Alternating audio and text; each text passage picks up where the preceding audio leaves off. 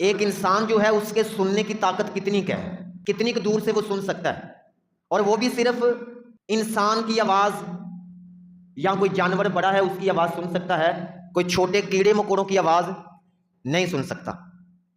آج آ کے مکھی کی سن لے گا آواز یا مچھر کی سن لے گا، لیکن وہ بھی کتنی کی دور سے سنے گا، وہ بھی قریب آ کے گوں گوں کرے تو اس کی آواز آتی ہے کان میں مکھی کی اور مچھر کی۔ لیکن قرآن مجید کے اندر حضرت سلیمان علیہ السلام کا واقعہ ہے، 19ویں پارے کے اندر اپنے لشکر کے ساتھ جا رہے تھے اور کتنے میل دور سے انہوں نے ایک چیونٹی کی آواز سنی تھی۔ کس کی آواز سنی تھی جی؟ چیونٹی، کیڑی کی آواز۔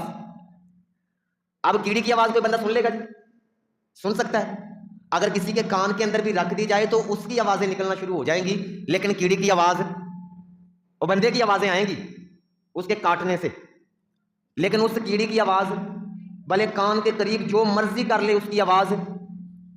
لیکن قرآن مجید میں 19ویں پارے میں ہے کہ وہ لشکر کے ساتھ جا رہے تھے، جدھر سے وہ لشکر گزرنا تھا نا، راستے میں چیونٹیوں کی بلیں تھیں، ان کے گھر تھے، تو ایک چیونٹی نے اعلان کیا اونچی آواز سے، اپنی دوسری چیونٹیوں کو اس نے اعلان کیا، اس نے کہا جی سلیمان علیہ السلام کا لشکر آ رہا ہے، تو کہیں ایسا نہ ہو کہ وہ تمہیں اپنے پاؤں کے نیچے مسل نہ دے، اس لیے تم سب اپنی اپنی بلوں میں چلی جاؤ۔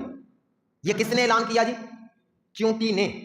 قرآن میں لکھا ہے چیونٹی نے یہ اعلان کیا، اور کئی میل دور سے سلیمان علیہ السلام اور اس چیونٹی کے اندر بڑا فرق تھا، بڑا فاصلہ تھا، اور فاصلہ بھی تھوڑا بہت نہیں تھا، بہت زیادہ فاصلہ تھا۔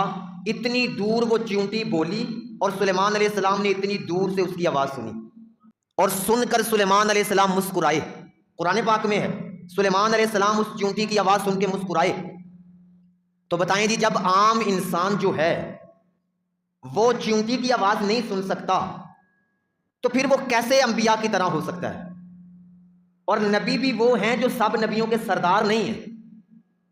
جب اس نبی کی یہ شان ہے، یہ مرتبہ ہے، یہ کمال ہے کہ اتنی دور سے انہوں نے چیونٹی کی آواز سن لی اور سن کر مسکرائے بھی، تو جو سب نبیوں کے سردار ہیں ان کی عظمت، ان کی شان، ان کے کمالات کیا ہوں گے، اس کا اندازہ ہم نہیں کر سکتے۔